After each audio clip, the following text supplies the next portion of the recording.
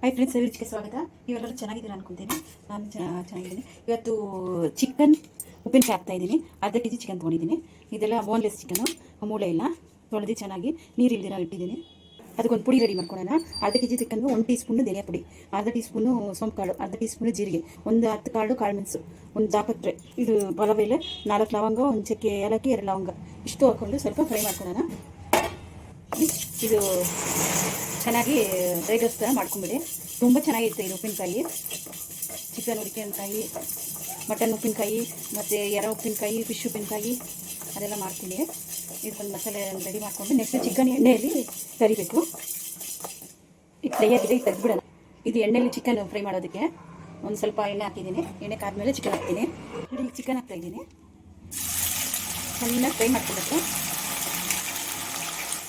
ಅರ್ಧ ಬೆಂದಿದೆ, ಇನ್ನು ಅರ್ಧ ಜೋರು ಒಳ್ಳೆಯದೇ ಇಟ್ಕೊಳ್ಳಿ. ಬೆಂದಿದೆ, ಈಗ ತೆಗೆದುಬಿಡೋಣ. ತೆಗಿತಾ ಇದ್ದೀನಿ. ಅದೇ ಬೆಳ್ಳುಳ್ಳಿ, ಒಂದು ಗಡ್ಡೆ ಬೆಳ್ಳುಳ್ಳಿ, ಮೆಣಸಿನ್ಕಾಯಿ, ಇದು ಬೀಜ ಇಲ್ದಿರ ಹಾಕಿದ್ದೀನಿ. ಒಂದು 4-5 ಮೆಣಸಿನ್ಕಾಯಿ, ಒಣಗಿದ ಮೆಣಸಿನ್ಕಾಯಿ, ಬೀಜ ಇಲ್ದಿರ ಹಾಕಿದ್ದೀನಿ. ಕರಿಬೇವು ಸ್ವಲ್ಪ, ಒಂದು 2 ಕರಿಬೇವು ಹಾಕಿ ಮೀಡಿಯಮಲ್ಲೇ ಇರಲಿ. ಚೆನ್ನಾಗಿ ಫ್ರೈ ಮಾಡ್ಕೊಳ್ಳಿ.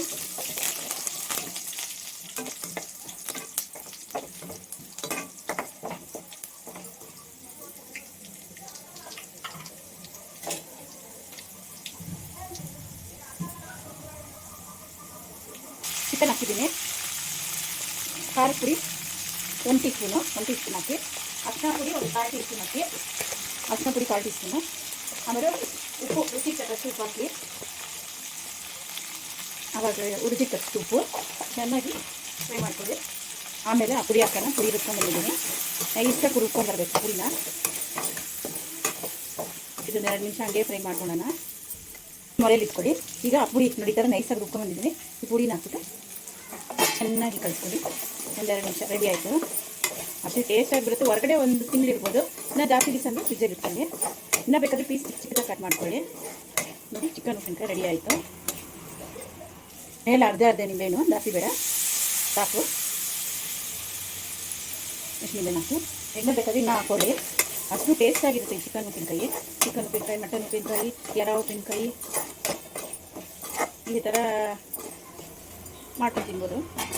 ನೋಡಿ, ಚಿಕನ್ ಉಪ್ಪಿನಕಾಯಿ ರೆಡಿ ಆಯಿತು. ಚಿಕನ್ ತೊಕ್ಕೂ ಮಾಡ್ತೀನಿ. ಚಿಕನ್ ತೊಕ್ಕು ಅನ್ನಕ್ಕೆಲ್ಲ ಕಲಿಸ್ಕೊಂಡು ತಿನ್ಬೋದು.